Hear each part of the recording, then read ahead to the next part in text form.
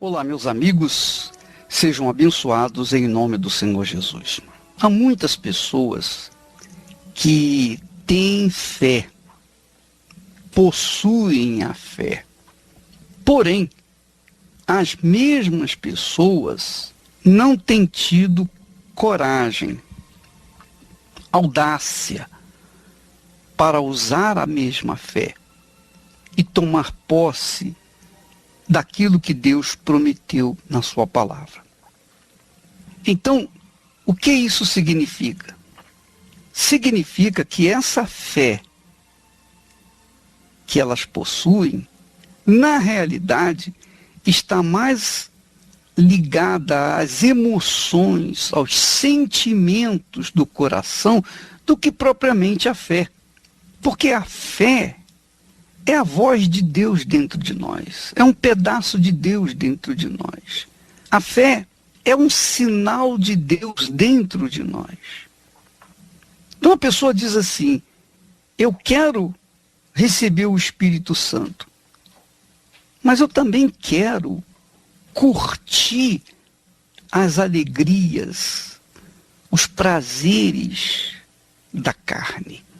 Então, esse tipo de fé que ela possui é enganosa, é uma fé fingida, é uma fé que não funciona. Só funciona para levá-la na igreja, sentir emoções, cantar, orar, mas não ter aquela ousadia de cobrar de Deus aquilo que ele tem prometido na sua palavra. Então você verifica que a pessoa às vezes tem fé, mas essa fé é fajuta, é enganadora ou enganosa.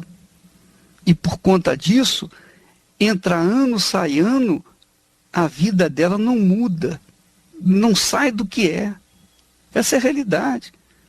Há anos na igreja, na sua denominação, mas a vida não é transformada por conta de faltar a fé verdadeira, a fé funcional, a fé benefício.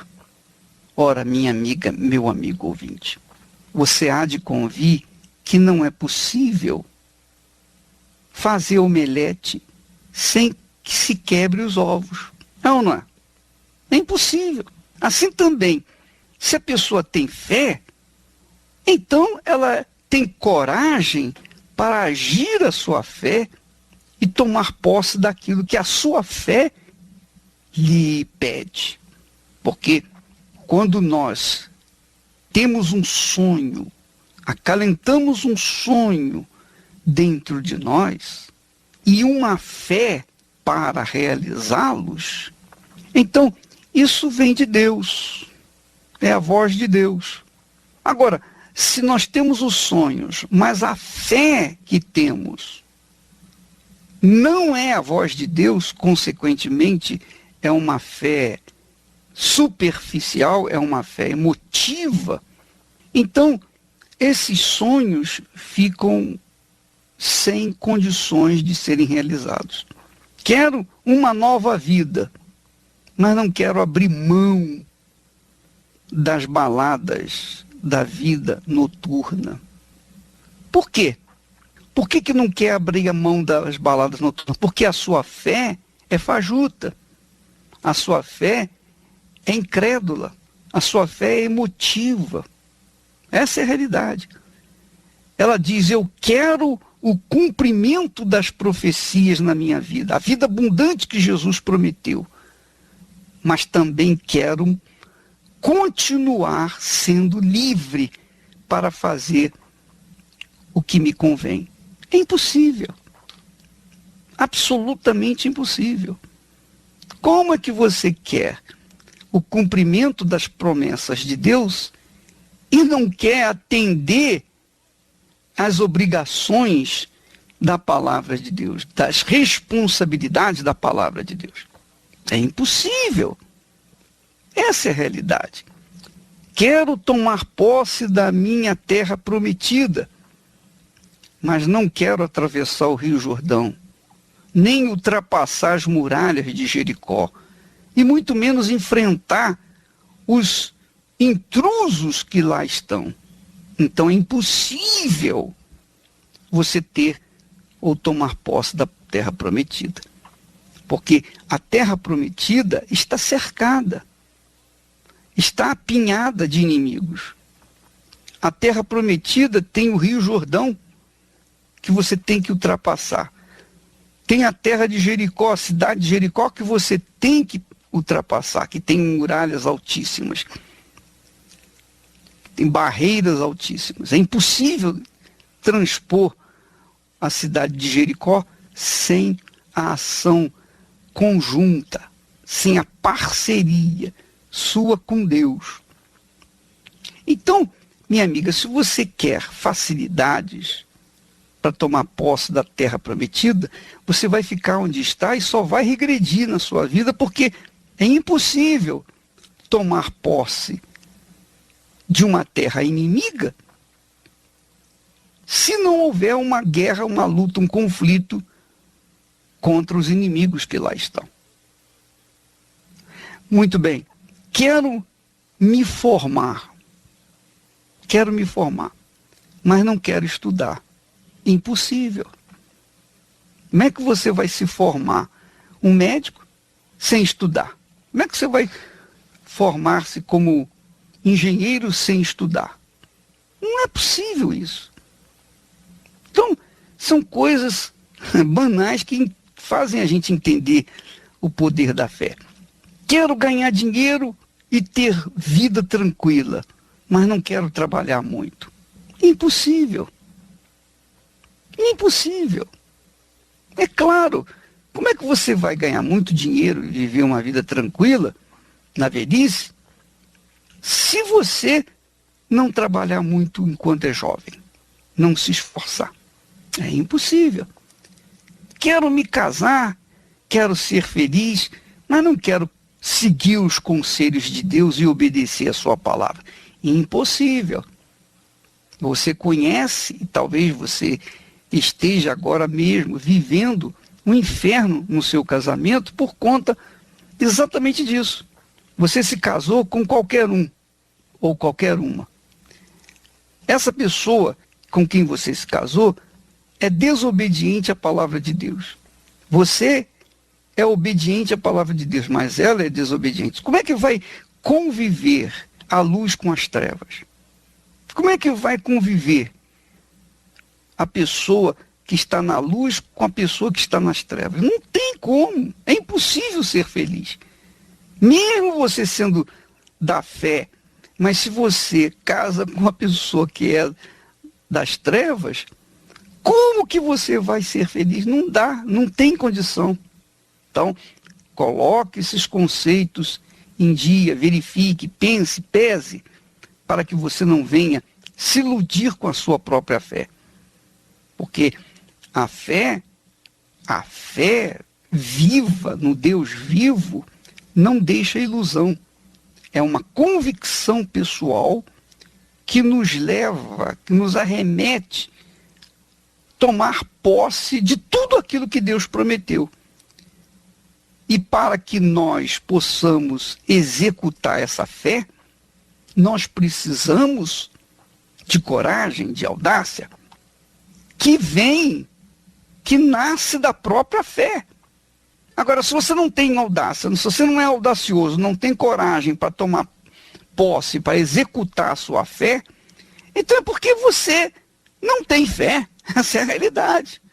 Você não passa de um religioso incrédulo, tal e qual eram os hipócritas, os fariseus, os saduceus, os escribas da época de Jesus. Quero viver pela fé, você diz, mas não quero sacrificar. Impossível.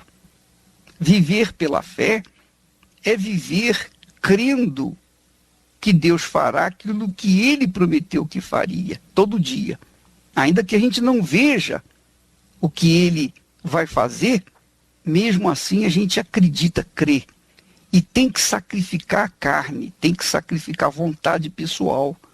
Se você não sacrifica, tampouco você vai ver os frutos dessa fé, que na realidade é uma fé fajuta, uma fé enganosa. Essa é a realidade. Quero ter tudo, mas não quero pagar o preço. Impossível. É impossível. Quero colher muito, mas não quero plantar. É impossível. Minha amiga, meu amigo, essa é a pura realidade. Não pense você que a fé traz as bênçãos de Deus por uma ação automática. Por exemplo, você crê em Deus e acha que porque crê em Deus, você vai tomar posse daquilo que Deus prometeu. Você tem fé nas promessas de Deus, mas você não toma atitudes de fé, você não age essa fé, então a sua fé não vai funcionar, a sua fé não tem nenhuma razão de ser. O apóstolo Tiago diz que a fé sem obras, sem atitudes, sem execução, é como um corpo sem espírito. Não tem vida. Então, você tem que avaliar bem a sua fé. Você tem que pesá-la. Jesus disse que se nós tivermos fé como um grão de mostarda, poderíamos remover as montanhas. Então, minha amiga, meu amigo, não há como tomar posse das promessas de Deus sem a fé, a convicção, a certeza. Mas essa certeza ela tem que vir de Deus, tem que vir do alto. Ela tem que ser um sinal de Deus dentro de você. E naquele momento que você combina os seus sonhos, os seus desejos com a vontade de Deus, e a voz de Deus confirma, então não há medo, não há absolutamente desencorajamento, não há receio, não há dúvida, você vai fundo porque você crê, você acredita.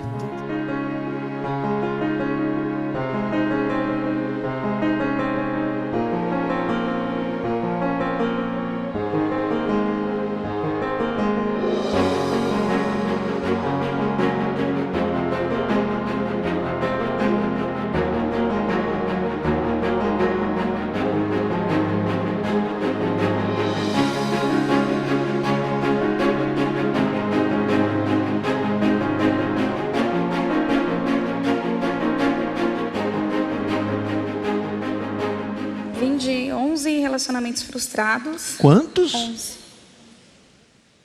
Namoro, assim, sério? Casamento? Sempre com essas promessas, né? Namoro sério, casamento. A minha primeira vez eu fui violentada. E assim, desde essa primeira vez em que eu fui violentada, assim, eu me relacionava, mas não dava certo. E aí no 11º, mulher vai contando, né? Aí eu falei, eu não quero mais, chega, né? Não quero mais saber de homem, porque assim, nesses relacionamentos tiveram assim, traições, né? Promessa de casamento, noivado, e não dava certo. E aí, quando ele me conheceu, eu não queria mais. Então, ele teve uma insistência, né, em querer me namorar. Foram 6 meses, mais ou menos. Depois de 6 meses, eu aceitei começar um namoro com ele. Nós tivemos 5 anos de namoro. Ele estudava, eu também. Nós decidimos nos casamos. E aí começaram os problemas, porque eu acordava cedo para trabalhar e ele ficava em casa dormindo. Eu estava voltando do trabalho, ele estava indo para a academia. E assim, todas as contas da casa nas minhas costas. Então, assim, era tudo.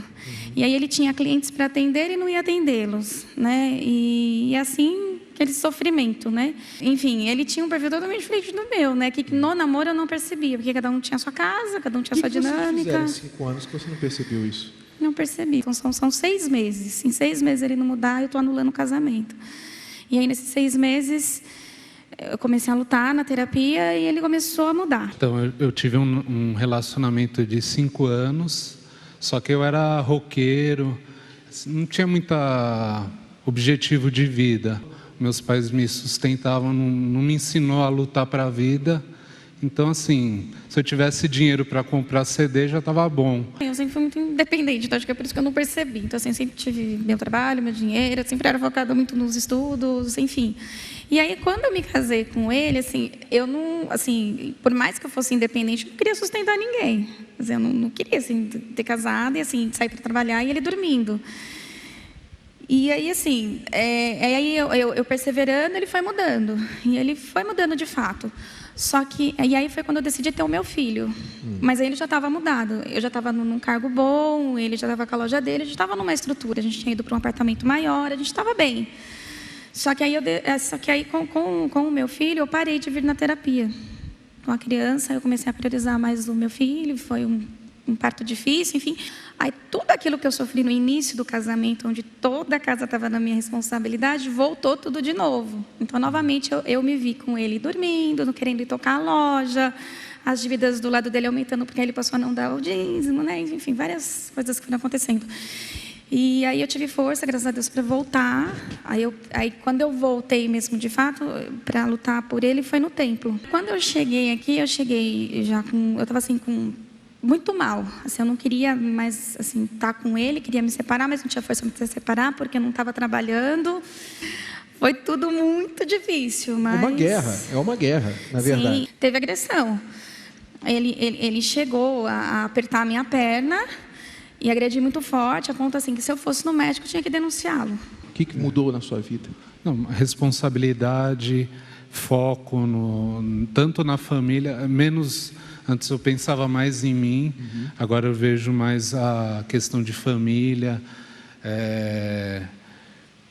prioridades, né? A família, o meu filho. É uma transformação assim que assim, vir mesmo, exercitar e não desistir. Eu ajudei ele financeiramente, eu doava o meu tempo ficando na empresa. Foi 8 anos assim, me enrolando para não casar comigo. Até que teve um momento que eu comecei a ficar muito mal com a situação, os parentes cobrando, todo mundo cobrava. Quando você vai casar? Meu pai cobrava, meu pai ajudou financeiramente para a gente se casar. Mas sempre era algo que estava na minha frente. Era um carro, era um caminhão, era uma empresa que ele tentava abrir e não dava certo. Todas as características de um cafajeste eu via nele. Só que eu falava, não, ele vai mudar. Eu achava que ele ia mudar, mas ele não mudava.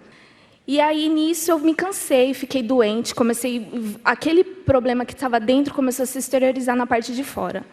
Eu comecei a perder o movimento das pernas, fui no psiquiatra, o psiquiatra falou que eu estava ficando louca. Ele estava comigo, do meu lado, e ele falou para mim assim, ele aceitou a palavra do médico, ele não me tirou daquele lugar, e ele falou assim para o doutor, não, dá o cartão aí para me internar ela. Nesse momento, quando ele fez isso, eu falei, não dá mais. Acabou, chega. Você não muda. Enfim, aí eu coloquei um ponto final mesmo. Ele começou a correr atrás de mim, começou a falar que ia mudar, foi na minha casa, conversava com os meus pais gostavam muito dele. E aí eu falei que não dava, que tinha acabado. Só que no fundo, eu tinha esperança que ele ia mudar. Foi aí que ele veio outra bomba, ele estava com outra pessoa, já me traindo, mesmo estando comigo, ele já me traía. Fora que eu era traída mesmo estando nesse relacionamento. Eu via mensagens, mas eu não acreditava. Foi assim que você chegou na terapia? Foi assim, eu cheguei destroçada, na verdade. Terrivelmente, dentro de mim machucada. Muito machucada, decepcionada, envergonhada também. Só que eu me fechei para o amor. Eu não queria mais amar ninguém. Eu falava assim, eu não quero ninguém. Vou cuidar da minha parte financeira, vou estudar, enfim. Quis cuidar de mim. Até o momento que, todas as quintas-feiras, eu estava em casa sem fazer nada. Falei, não, eu tenho que fazer alguma coisa pela minha vida sentimental. E comecei a vir. E eu descobri que eu tinha medo. Medo. Eu não estou em nenhum relacionamento no momento.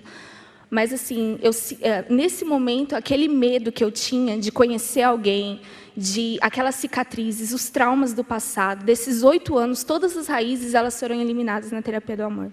Hoje eu me encontro pronta para conhecer uma pessoa. Graças a Deus. Nessa quinta-feira, às 8 da noite, aqui no Templo de Salomão, eu queria convidar especialmente aquela mulher sofrida, que vem sofrendo, que vem chorando, que vem urrando. Aliás, às vezes até é uma pessoa que crê no Senhor Jesus, mas traz dentro de si uma mágoa desgraçada. Na realidade, essa mágoa é um câncer. É o câncer da alma. Porque o marido dela a traiu com a sua melhor amiga. A sua melhor amiga. E aí ela diz, como é que pode? Era minha melhor amiga. Eu trazia essa mulher na minha casa, ela almoçava comigo, jantava comigo, ela dividia horas comigo e de repente ela tirou o meu marido de dentro de casa. Ela levou o meu marido e eu fiquei sozinha. E então nasceu ali o câncer na sua alma. Porque aquela mágoa desgraçada, aquela mágoa, sabe aquela mágoa, quase que você pode tocar na mágoa e pegar na mão? Pois bem, assim é o que ela contraiu dentro do coração. Imagine um coração magoado. Sabe como é que é o coração magoado? Imagine você pegar um coração como uma geleia no seu coração. Mas uma geleia não rosa, não vermelha, mas uma geleia negra. O coração está negro, entrevado, por conta da mágoa que ela traz dentro de si. E ela contraiu essa mágoa porque a mulher que a traiu ou que tirou o seu marido de casa era a sua melhor amiga. A pergunta é, quem é culpado? O marido dela ou a mulher? Não, o culpado não é a mulher. O culpado é o marido dela. O marido dela é que foi sem vergonha. Ou não foi? Ela não tem nada a ver com isso. Ela apenas atraiu, ela se envolveu, ela aceitou, mas o marido é que foi cafajeste. Ele que foi cafajeste. E essa esposa contraiu esse câncer por causa dela. Eu não diria que ela deveria contrair esse câncer por causa do marido dela, acusar o marido dela. Não. Não adianta aí, no caso, ficar acusando ela ou o marido. O que importa é resolver esse problema. O que importa é resolver esse problema. Isso é que é inteligente. O inteligente, a sabedoria manda que essa pessoa venha arrancar essa mágoa de dentro de si, porque essa mágoa é a sua maior inimiga. E por causa dela, essa pessoa não tem tido paz. Essa pessoa não tem tido condições de reconstruir o seu lar, nem com outra pessoa. A sua vida está estagnada, parada, por conta dessa mágoa.